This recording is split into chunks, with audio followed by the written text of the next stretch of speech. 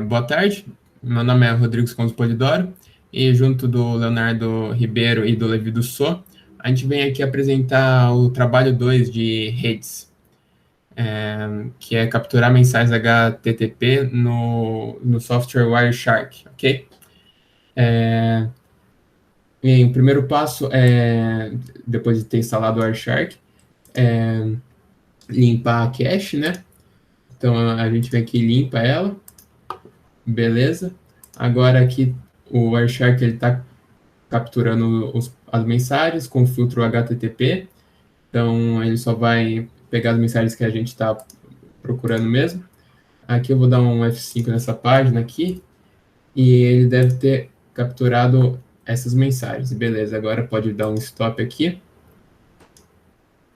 E pronto. Bem, respondendo a questão 1. Qual é a versão do HTTP e se as versões do HTTP são compatíveis, né? A gente pode ver isso de duas maneiras. A primeira forma é aqui na mensagem mesmo, o GET HTTP versão 1.1, e na resposta, né, do servidor, a gente vê que a versão também é HTTP 1.1, então assim elas são compatíveis. Outra forma é a gente explorando aqui os detalhes. A gente vê aqui que a mensagem aqui falando que o HTTP está com a request da versão HTTP 1.1. A mesma coisa a gente consegue ver aqui que a resposta é na versão HTTP 1.1.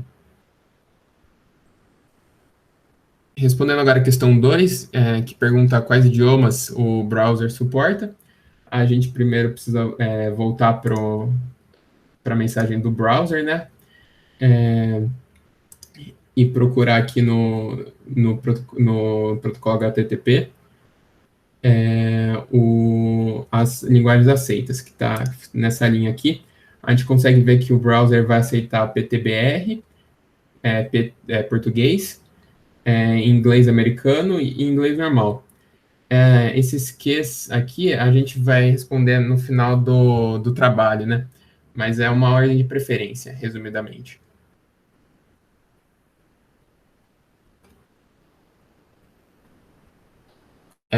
Agora, respondendo aqui a questão 3, que pergunta qual o IP do cliente do servidor, a gente pode voltar aqui para a primeira janela e ver que aqui na mensagem que faz a request, né, o GET, vem o source é o IP do cliente.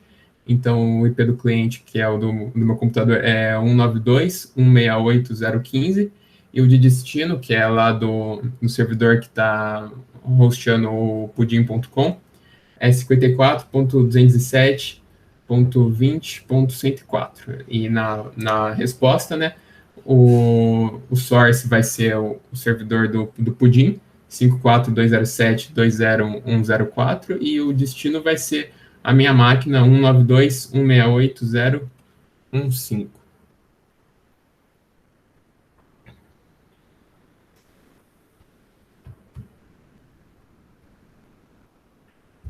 A questão 4 agora pergunta qual o código de status retornado pelo servidor.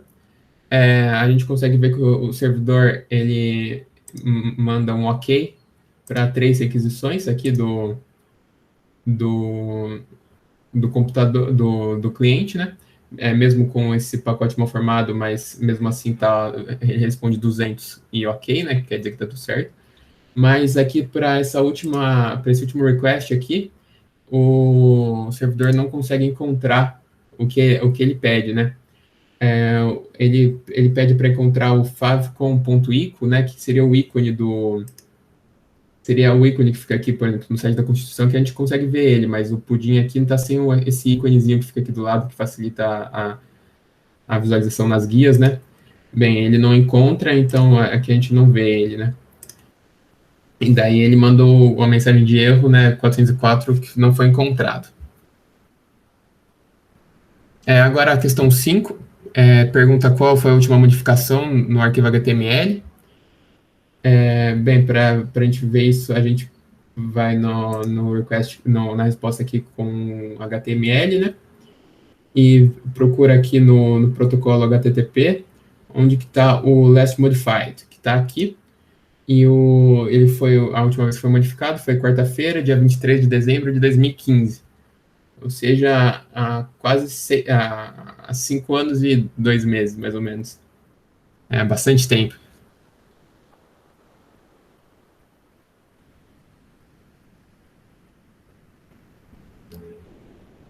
Agora a questão 6, que quer saber quantos bytes de conteúdo foram enviados do servidor para o browser. Bem, primeiramente a gente achou que a resposta estaria na primeira janela, aqui nessa coluna length, mas depois a gente viu que, na real, nas mensagens aqui do servidor, a gente vê que tem uma linha aqui que é o content length, que realmente quantos bytes de conteúdo que foram enviados, né? Então a gente vê que a primeira mensagem aqui é 851, depois 441, depois 27.585, né? Porque é a imagem, então faz sentido ter mais bytes, né? E aqui no erro aqui foi 209.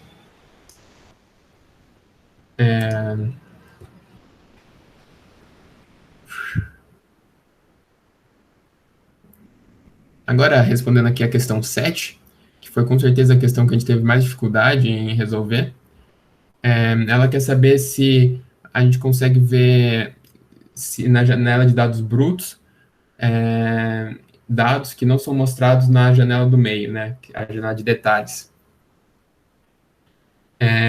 Bem, primeiramente a gente vê que na janela de dados brutos tem vários pontinhos aqui, ó, por exemplo, que não tem representação, né? São só pontos. A gente deu uma pesquisada e realmente quando você tem informações que não conseguem ser printadas, né? No Wireshark, ele representa com esses pontinhos. Então, realmente tem uma diferença entre as informações de cada tipo, né? Quando a gente vem aqui na mensagem do HTML, a gente consegue ver o arquivo HTML que é mandado, ou seja, aqui está a formatação do site, a gente consegue enxergar o site na forma que ele é, né? E da mesma forma, a gente vai conseguir enxergar o site da forma que ele é aqui na janela de dados, né? Só que a informação que tem é hexadecimal, né?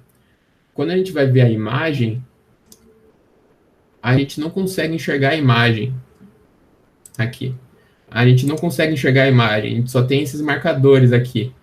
Então a gente não vê a imagem propriamente dita, como a gente vê o site.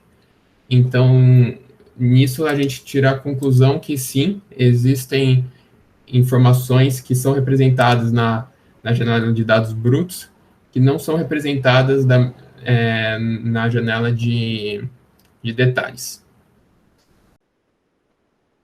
Olá, meu nome é Leonardo e agora a gente vai responder a questão 8. Primeiramente, a gente vai limpar a cache e restaurar as condições iniciais no Wireshark.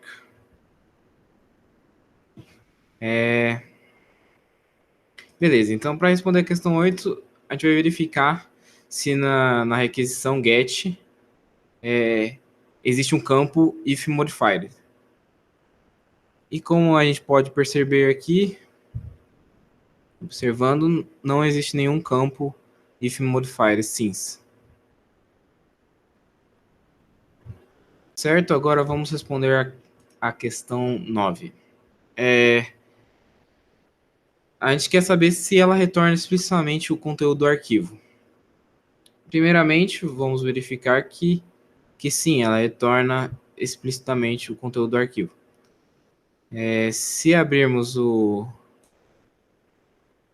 a segunda parte aqui do HTTP, conseguimos o código em HTML vindo do servidor.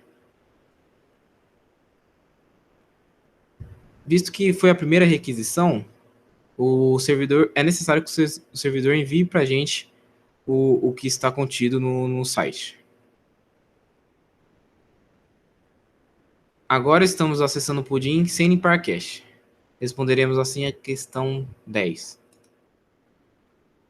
Vamos acessar o segundo get.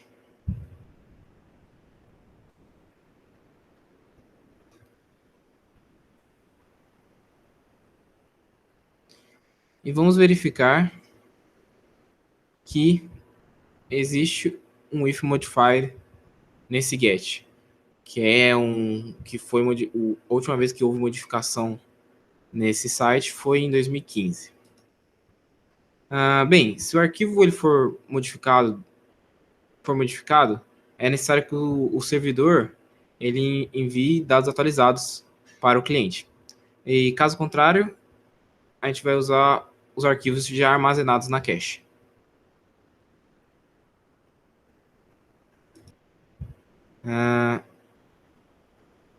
Agora responderemos a questão 11. Qual que é o status, o código de status retornado pelo servidor em resposta ao segundo GET?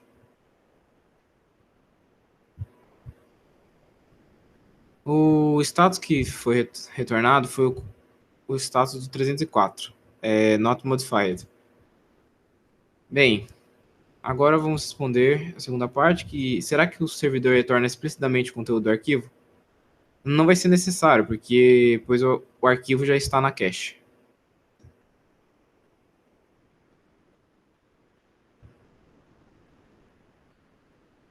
Agora eu vou responder a questão 12. Qual é a vantagem do uso da cache web e qual a sua limitação? Bem, a cache ela vai atuar como um cliente e servidor. Ela reduz o tempo de resposta do servidor ao cliente, por estar mais próximo do cliente, e ela atua praticamente sem gargalos. Ela reduz o tráfego de bytes nos enlaces que conectam os clientes ao servidor e diminui a carga de trabalho. Isso é muito útil para servidores menores, com menor capacidade de transmissão de dados. Essa falta de capacidade vai ser menos relevante. Bem, se dois clientes A e B tiverem o mesmo acesso à memória cache, o cliente B, que acessar pela primeira vez um servidor, que já foi acessado pelo cliente A, ele vai receber os dados já salvos na cache. Uma limitação da cache é que, quando ocorre a atualização de um site, seus dados armazenados se tornam obsoletos. Dessa forma, quando solicitado, ele deverá acessar o servidor de destino para baixar os dados atualizados. Bem, resumindo tudo isso, a cache, quando ela faz a requisição para o servidor de destino, o servidor pode retornar o 304, né? O status 304, ou retornar os dados atualizados para a página. Bem, agora limparemos a cache e vamos acessar outro site.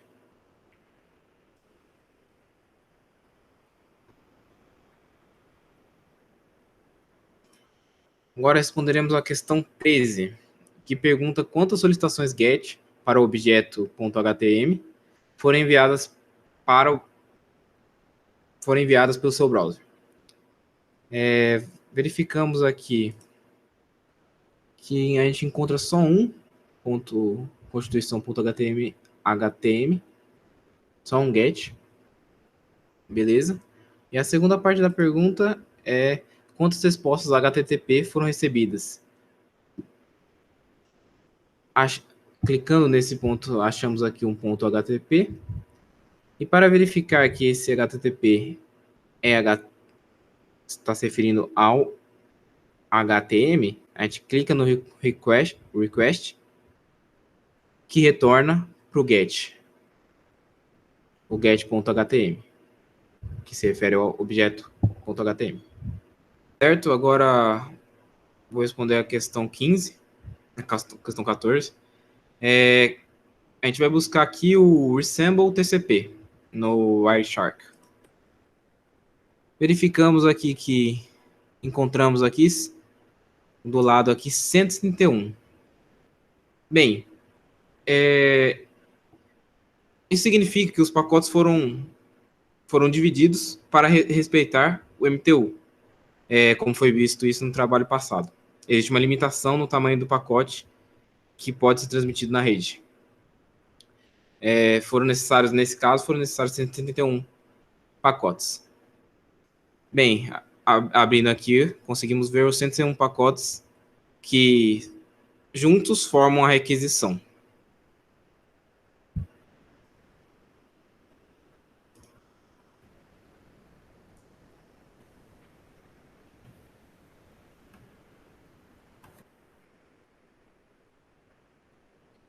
Bem, agora vamos responder a questão 15. Qual é o código de status? E a frase associada à resposta para a requisição GET. Bem, vamos na requisição GET.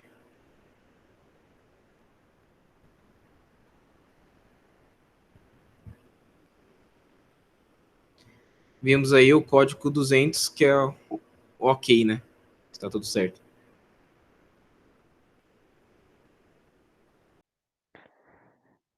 Meu nome é Levi, vou dar sequência aqui apresentando os 5 exercícios finais. Primeiro a gente vai fazer a limpeza dos nossos dados, os nossos cookies e cache. A gente vai atualizar aqui o site que a gente está usando como teste do Planalto. E a gente vai ter aqui no Highshark as requisições que foram feitas pelo nosso browser.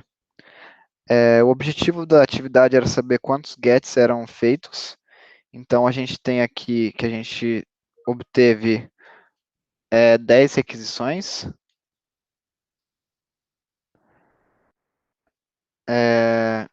Então, a gente teve aí 10 requisições de arquivos do tipo CSS, HTML, vários tipos de dados para montar a página do nosso site. Ele foi requisitado para o servidor onde o site está hospedado, esse 170.246. Então, a gente fez todas essas requisições GET para esse servidor, esse destino aí.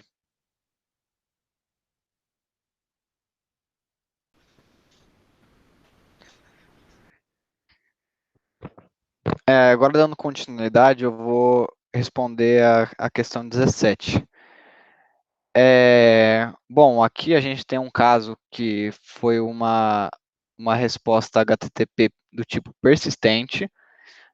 A gente pode ver isso quando a gente abre aqui os dados de TCP dela, e a gente vê que a gente tem vários segmentos dentro de uma só resposta, né? Isso caracteriza que dentro de uma conexão a gente teve vários segmentos como resposta, o que caracteriza o HTTP persistente. Caso ele fosse do tipo não persistente, a gente teria apenas um pacote recebido para essa conexão.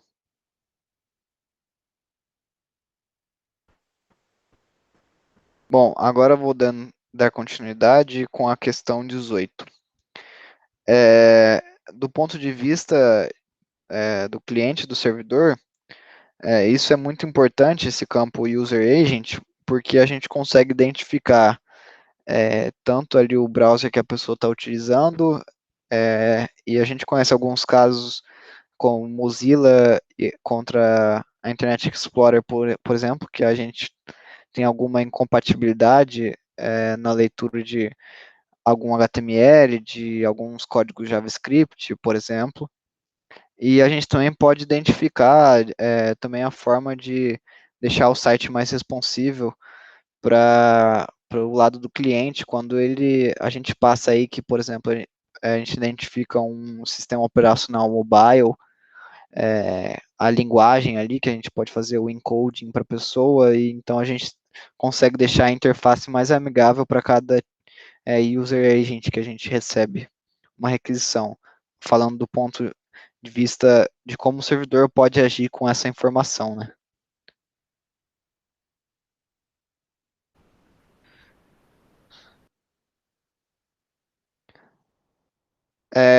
Na questão 19, a gente tem aqui o parâmetro Q, que ele é utilizado para dar preferência em qual vai ser a informação do cabeçalho que a gente vai utilizar. Exemplo, a gente tem ali o Accept Language, que a gente tem o PTBR, PT, inglês americano e inglês britânico. A gente tem do lado de cada um Q que determina qual que é o valor dele na comparação de utilização, ou seja, o PTBR ele não tem nenhum Q do lado dele, ou seja, ele vai usar o Q default, que seria o 1. Então ele tem peso 1 na hora da escolha. O PT de Portugal, a gente tem o 0,8 no peso de escolha. Então, se a gente fosse ter que escolher algum, a gente escolheria o PTBR, porque ele tem o Q default, que é 1. Ou entre inglês US, ali, que é 0,5, e o PT de Portugal, que é só o PT, a gente escolheria o PT porque ele tem um Q 0,8. Para finalizar, eu vou responder a questão 20 aqui. A gente tem aqui o exemplo no cabeçalho do campo connection. A gente tem dois parâmetros, o keep alive e o close. A gente pode comparar isso daí com o exercício 16, que a gente analisou como é feita a conexão do tipo persistente e não persistente. O keep alive seria a persistente, ou seja, a gente tem aí vários segmentos sendo transportados através de uma conexão. Então, ele não fecha a conexão depois da requisição. Já o connection do tipo close, ele faz uma requisição, recebe a resposta e já fecha essa conexão. Então, isso seria o campo connection, a diferença entre os dois.